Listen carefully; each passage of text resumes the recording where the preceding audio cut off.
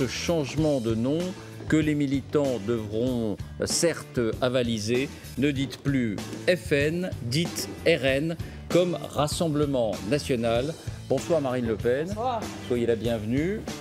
Merci d'avoir répondu à notre invitation au lendemain de ce congrès. Bonsoir à vous, Fabienne Bonsoir Agnès. David, bonsoir Madame Le Pen. Vous nous rejoignez. Alors, première question, Marine Le Pen, sur ce changement de nom. Pourquoi ce changement de nom? Vous avez dit, dans Front National, il y a une connotation d'opposition dans le mot front, un aspect frontal, évidemment. Alors, ce changement de nom, qu'est-ce que c'est? Est-ce que c'est un pas de plus dans votre esprit vers la dédiabolisation? Il ne s'agit pas exclusivement de dédiabolisation, je crois que c'est surtout un changement de nature en réalité du Front National. Vous le savez, dans son histoire, le Front National est passé d'un parti de protestation à un parti d'opposition quand il a commencé à investir les assemblées avec des élus et aujourd'hui il devient un parti de gouvernement. Et il faut absolument acter en réalité cette mutation, cette arrivée à l'âge adulte, ai-je dit, par un changement de nom. Mais pardonnez-moi, ça fait 6 ans que vous êtes à la tête, un peu plus, 6 ans et demi, que vous êtes à la tête du Front National. Dans votre esprit, il n'était pas devenu un parti de gouvernement après 2012, par exemple, l'élection présidentielle, où vous aviez fait un peu plus de 17% des voix? Non, parce que je crois que la victoire et cette culture de gouvernement, elle s'acquiert précisément dans les assemblées. Je vous rappelle que quand j'ai pris la tête du Front National, il n'y avait pas de municipalité. En 2012, il n'y a que 2 députés élus en triangulaire. Nous n'avions pas de conseillers départementaux, ou 1 ou 2, et nous avions beaucoup moins de conseillers régionaux. Nous n'avions pas de sénateurs. Enfin, voilà, donc nous, en investissant en réalité toutes les assemblées, on acquiert cette culture de gouvernement qui consiste non pas seulement à critiquer ce qui est fait, mais véritablement à travailler sur les projets qui seront les nôtres le jour où on sera en situation de gouverner un département, une région et évidemment demain l'État. Très bien. On va rester sur ce nom, Rassemblement National, parce que c'était évidemment l'un des événements politiques de ce week-end, un des temps forts de votre discours. Est-ce que vous aviez en tête, lorsque vous l'avez choisi, et vous le proposez aux adhérents du FN, que ce nom, Rassemblement National, a déjà vécu, a déjà été utilisé à la droite de la droite? On l'a dit, depuis 24 heures, c'était le mouvement de Tixier-Vignancourt, candidat en 1965, le Rassemblement National français. Marcel Déat, on l'a dit aussi, parti collabo sous Vichy, lui c'était le Rassemblement National Populaire.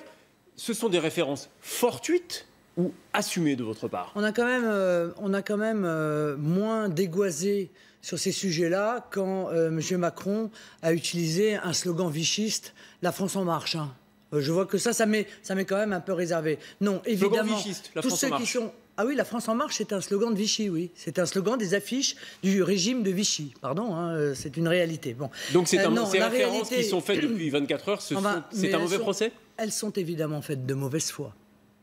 Évidemment. La réalité, et tout le monde l'a bien compris, c'est qu'il s'agit faire une sorte de clin d'œil au Front National, Rassemblement National. Ce Front National, Rassemblement National, il a existé entre 86 et 88. C'est très révélateur. On est en pleine proportionnelle intégrale. Nous avons 35 députés, et ce sont des députés qui viennent, pour une partie d'entre eux, une partie importante du RPR, du CNI, c'est-à-dire c'était la grande période d'ouverture, d'alliance du Front National. Donc c'est davantage en référence à cette appellation qui avait vu le Front National percer fortement en 86 que vous avez choisi ça, plutôt qu'en référence donc à ce qu'on a dit à Déat et même à Tixier-Vignancourt. Enfin, écoutez, évidemment, je suis né en 1968, donc moi je veux bien, si vous voulez, qu'on utilise ce type de référence pour nous nuire, mais on sent bien, et les Français le sentent, que ça n'a aucun sens. Un mot quand même sur le Front National que vous laissez derrière vous pour les raisons que vous avez évoquées. Je vous rappelle d'ailleurs que le Front National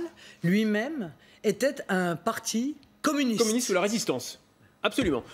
Justement, le Front National, Jean-Marie Le Pen s'est dit ce matin prêt à récupérer l'appellation pour en faire l'usage qu'il voudrait. Ça ne vous posera pas de problème, vous le laisserez faire si c'est le cas, si ça se présente? Il n'en est évidemment pas question. Pas question. Mais il n'en est pas question. Et pourtant, vous abandonnez, vous laissez derrière vous, le Front National, c'est terminé pour vous. Non, mais je n'abandonne pas le Front National. Le Front National restera l'histoire du Rassemblement National, si tant est que les adhérents choisissent de se donner cette nouvelle dénomination. Donc, pas question de laisser à qui que ce soit d'autre, y compris Jean-Marie Le Pen, fondateur de ce parti en 72. Non, il n'en est pas question. Bah, s'il décide de baptiser une formation politique Front National, est-ce qu'il ne sera pas en droit de le faire à partir du moment où vous avez délaissé cette appellation? Non, monsieur Pujadas, car nous restons tout à fait propriétaires du nom Front National. Bien.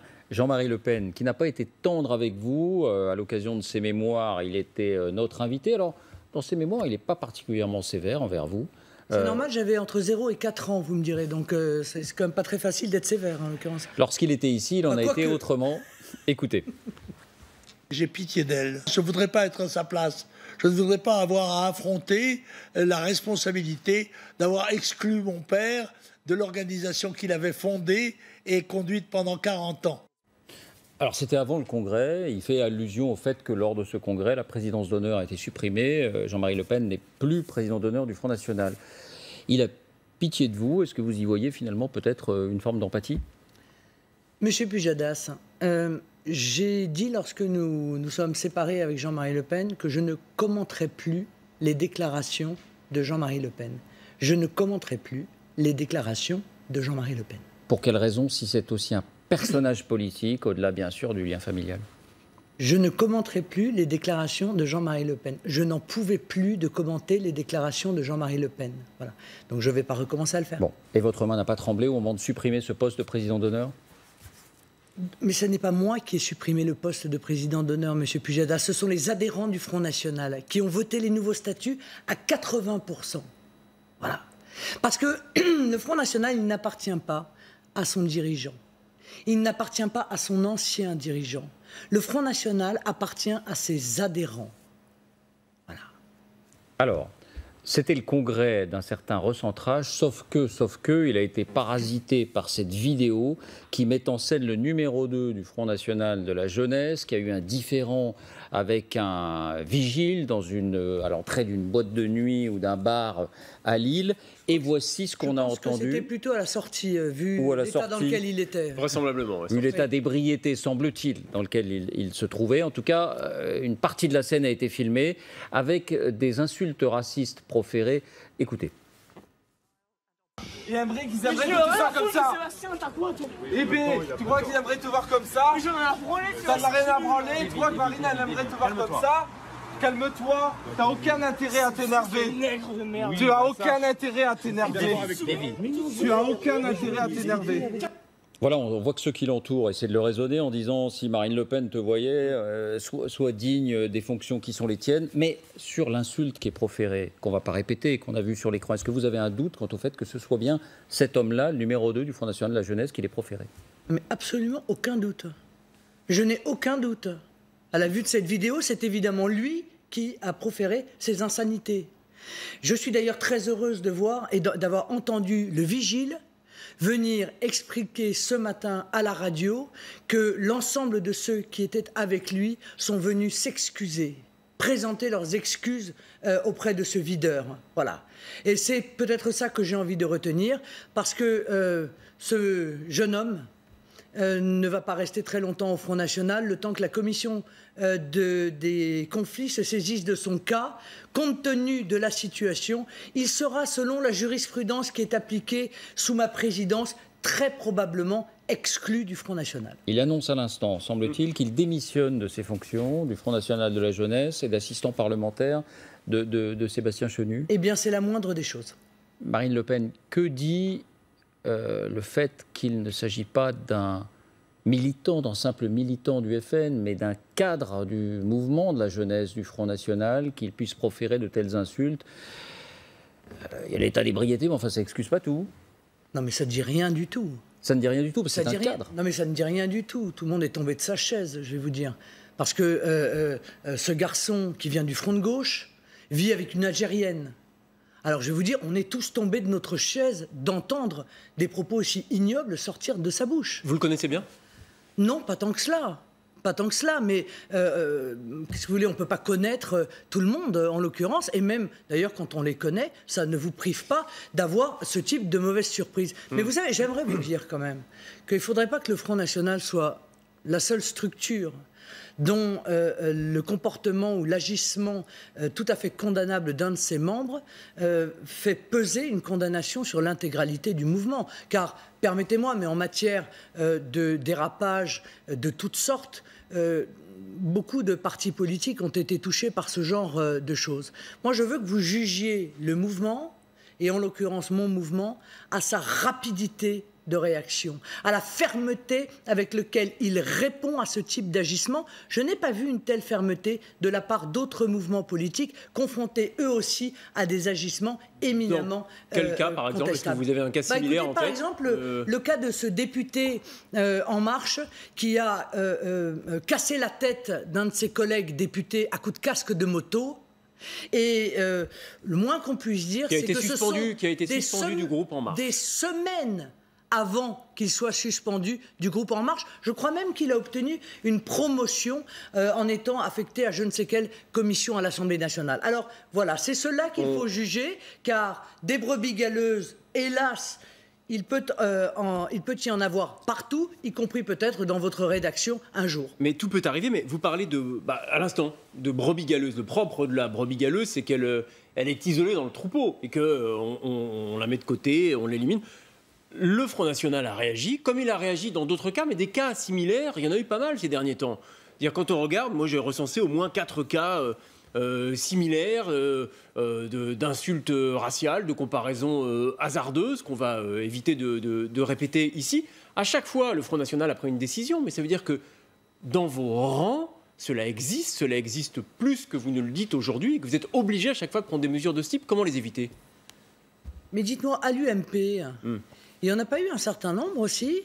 Il n'y a pas eu aussi une élue qui a fait des comparaisons éminemment condamnables de Mme Taubira? Il n'y a pas eu M. Bourdoulex qui considérait Madame que Taubira, les Roms... il y avait eu des comparaisons dans vos rangs aussi. Non mais d'accord, mais que les Roms, les nazis, on n'avait pas tué assez, etc., etc. Vous savez, c'est un petit peu comme vous, la violence conjugale. Avant que ça n'arrive à quelqu'un qui est autour de vous, vous ne pouvez pas savoir. Oui, voilà. Marine Le Pen. Rien ne permettait, vous imaginez bien, écoutez, ça fait 7 ans que je suis à la tête du Front National. 7 ans. Et il a été votre assistant? J'ai toujours été... Non, il a été mon assistant transitoirement parce que le mien vient de se faire gravement opérer du cœur, d'accord? Bon. Jamais ma main n'a tremblé dans ce domaine. Jamais. La jurisprudence est claire et ceux qui trahissent ma confiance en se tenant ainsi savent pertinemment quelle est la sanction. Vous voyez, nous n'avons même plus à les exclure, ils démissionnent d'eux-mêmes. Bon, il y a eu un autre point marquant, enfin marquant, oui, très remarqué lors de votre congrès. Beaucoup de points marquants dans ce congrès. Beaucoup de points marquants. Le changement de nom, on en a parlé, cette vidéo qui est venue parasiter, on l'a dit, mais aussi votre invité d'honneur, Steve Bannon. Alors Steve Bannon, c'était le président d'un site, Breitbart, qui était connu malgré tout pour relayer des fake news. Et puis, il a eu quand même cette déclaration qui semblait un peu en contradiction avec votre volonté, on le rappelait au début de cette interview, de dédiaboliser le mouvement. Écoutez. Let them call you racist. Laissez-vous appeler raciste. Let them call you xenophobes. Mais laissez-les vous appeler xénophobes. Let them call you nativist. Laissez-vous les appeler nativistes. Wear it as a badge of honor. Portez-le comme un badge d'honneur. Voilà, portez-le, si on a une traduction plus fidèle au sens, peut-être comme un brevet de respectabilité, le fait que le système, entre guillemets, vous traite de raciste, vous traite de nativiste. Est-ce que c'est en ligne avec l'esprit du Front National? Quand on nous traite de raciste, oui, ben on est fiers. Monsieur Pujadas, c'est un peu dommage qu'on réduise la pensée de Monsieur Bannon à ces quelques minutes, car c'est un extrait et ça ne reflète pas l'intégralité de sa pensée. Mais enfin, il y a eu cette déclaration. L'honnêteté, tout de même, obligerait à dire qu'il s'agissait là, de sa part, d'une explication bien plus longue que cela. Qu'est-ce qu'il disait? Il disait « Le système n'a pas d'argument contre nous. Le système nous combat avec le seul argument qu'il a, ce sont les injures. Il vous traite, vous aimez votre pays, il vous traite de raciste ou de xénophobe. » C'est cela qu'il disait. Et il disait, mais à un moment donné, face à l'intégralité des injures déversées sur vous par le système, eh bien, vous devez considérer que si vous êtes autant attaqué, c'est probablement que vous êtes dans la bonne voie. C'est cela qu'il disait. Ça n'était évidemment pas une défense du racisme ou de je ne sais quelle homophobie ou xénophobie. Vous voyez, c'est dérangeant quand même. Parce que là, la manière dont c'est présenté, pour le coup, c'est une fake news. Excusez-moi. Non, mais... C'est pour le coup une fake news. Oui, sauf que, encore une fois, il y a cette vidéo, Marine Le Pen, dont vous-même reconnaissez qu'il y a un propos raciste. Et encore une fois, c'est le numéro 2 du FNJ. Donc, le rapport, c'est quand il dit on vous traite de raciste, prenez-le comme un honneur, parce que ceux qui vous traitent de raciste tentent de vous décrédibiliser et confondent votre patriotisme avec du racisme. Sauf qu'à travers cette vidéo, il y a bien du racisme au cœur de l'appareil. Mais Monsieur Pujadas, est-ce que vous vous rendez compte de l'énormité de ce que vous venez de dire? Je pense que le numéro 2 du Front National de la Jeunesse... Vous êtes en train de rapprocher deux faits qui n'ont absolument, strictement rien à voir. Oui, mais qui prennent une résonance. Non, ça ne prend pas de résonance. Ça prend de résonance dans l'esprit tordu de ceux qui souhaitent à tout prix nous coller cette étiquette de racisme. Alors, Monsieur Pujadas, je vais vous dire une chose. La femme qui est en face de vous, candidate à l'élection présidentielle, est arrivée en tête au premier tour dans les dom-toms. D'accord ? Alors, je vais très objectivement vous dire que si mes compatriotes d'outre-mer m'ont fait cette confiance, c'est parce qu'ils savent pertinemment qu'il n'y a pas une once de racisme, ni dans nos idées, ni dans nos statuts, ni de xénophobie, ni de toutes ces horreurs que vous nous déversez en toutes circonstances sur le dos, au motif qu'il y aurait une fois, de temps en temps, une personne qui se tient mal. C'est pas une seule fois, c'est 4 fois en un an, si on a bien compris le recensement de... Sur 11 millions d'électeurs, sur des centaines de milliers de cadres, d'adhérents, c'est l'effet de répétition qui amène à poser cette question. Voilà. Alors, les alliances. Oui, parce que c'est quand même... On continue à analyser ce congrès... 20 minutes sur le sujet. Avec vous, mais on parle, justement, vous avez souhaité, dans votre discours, mettre en œuvre des alliances. Alors, certains... vous tendent ou vous ont déjà tendu la main. C'était le cas de Nicolas Dupont-Aignan dans l'entre-deux tours de la présidentielle. C'est le cas, il l'a fait ce week-end, de Thierry Mariani chez les Républicains. Qui d'autre? Avec qui avez-vous envie de travailler et qui vous tend la main, peut-être encore sans l'avoir dit publiquement? Mais vous le saurez. Nous travaillons à cela. Mais c'est déjà beaucoup quand même. Oui, alors après, pour emmener une victoire et mener une grande coalition, non, mais c'est déjà beaucoup il faudra plus de 2 hommes, quelle que soit leur qualité. C'est déjà beaucoup pour un mouvement qui n'a jamais fait d'alliance, que d'être entendu dans son souhait de créer ce grand rassemblement des nationaux, d'être entendu par Nicolas Dupont-Aignan, d'être entendu par Thierry Mariani et probablement entendu par d'autres. Ça veut dire que cette culture de l'alliance, qui ne fait pas partie de la culture du Front National, nous sommes non seulement en train de l'acquérir, mais en réalité de la mettre en œuvre. C'est un bouleversement dans la vie politique. On est en train de participer pleinement à la recomposition de la vie politique que je crois nous avons initié en remplaçant le clivage gauche-droite par le clivage mondialiste national. Mais pour recomposer la vie politique et proposer des alliances, comme on l'a vu par exemple dans le scrutin la semaine dernière en Italie, une recomposition des droites, il faut un partenaire. Et est-ce que de ce point de vue-là, votre principal obstacle, c'est pas le patron des Républicains, Laurent Wauquiez? Écoutez ce qu'il dit à propos des alliances éventuelles avec le FN. Il n'y aura aucune alliance avec les élus du Front National. Il n'y aura jamais d'alliance avec Marine Le Pen. Il n'y aura aucune alliance avec Marine Le Pen et le Front National. Jamais. Voilà, on aurait pu continuer comme ça. Il le répète à longueur d'interview. Est-ce que vous saurez dépasser vos mésententes pour proposer un projet commun des droites en France? Mais les Républicains le répètent depuis 30 ans, sur tous les tons. Il n'y a qu'un malheur, c'est que les dirigeants sont sur cette position extrêmement raide, mais les électeurs, eux, dans la nouvelle configuration qui s'ouvre entre mondialistes emmenés par M. Macron et les nationaux, emmenés par une coalition des nationaux, ils se sentent plus proches de la coalition des nationaux. C'est M. Wauquiez qui risque de se retrouver dans une grande difficulté. D'abord, il va falloir qu'il clarifie ses positions, notamment vis-à-vis de l'Europe. Il est quoi, M. Wauquiez? Il continue la construction de l'Union européenne fédérale, comme il s'y est engagé en réalité en adhérant au PPE, au Parlement européen, ou comme il l'a longtemps dit lorsqu'il était ministre de Nicolas Sarkozy. Il est quoi? Il est devenu eurosceptique. C'est lui qui va devoir clarifier sa situation. Et ça va être très compliqué, car en réalité, les Républicains fonctionnent sur l'ambiguïté depuis des années. Il y a les pros et il y a les anti. Mais ça ne marche plus. Ça marchait dans le clivage gauche-droite, ça ne marche plus dans le clivage mondialiste nationaux.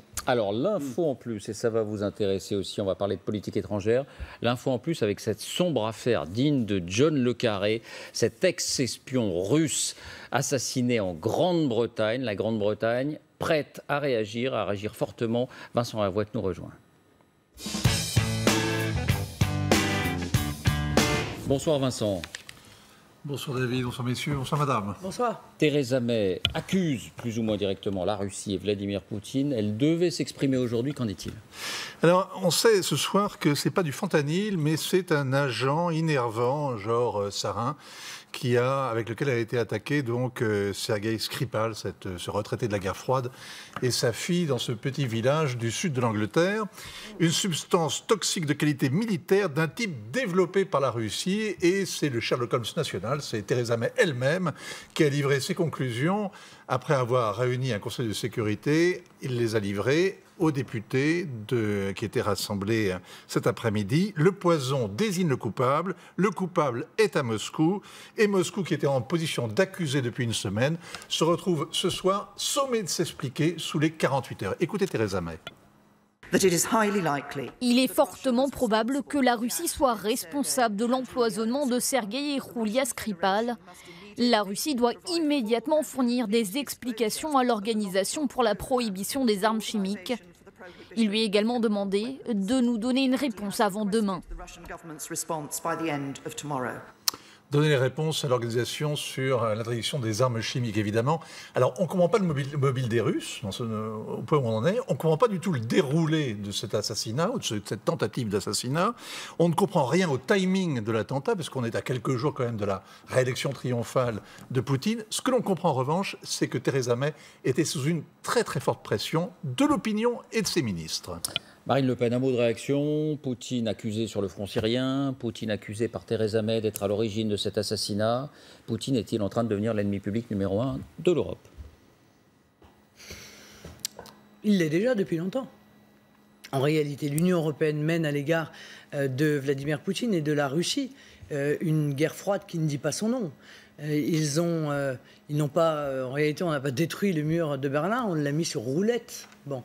Moi, je crois que cette escalade est profondément négative pour nos intérêts stratégiques, pour nos intérêts commerciaux, et qu'il me semblait plus logique de reprendre des rapports normaux avec la Russie. C'est d'ailleurs ce qu'a fait Emmanuel Macron.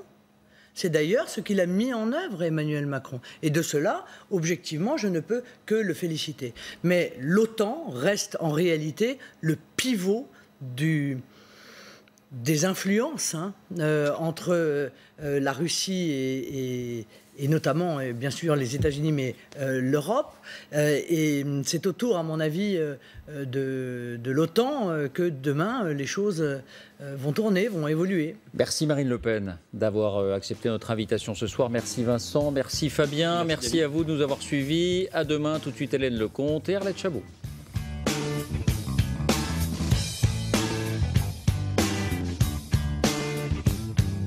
Votre programme avec Isoler sa maison pour 1 euro.com, isolation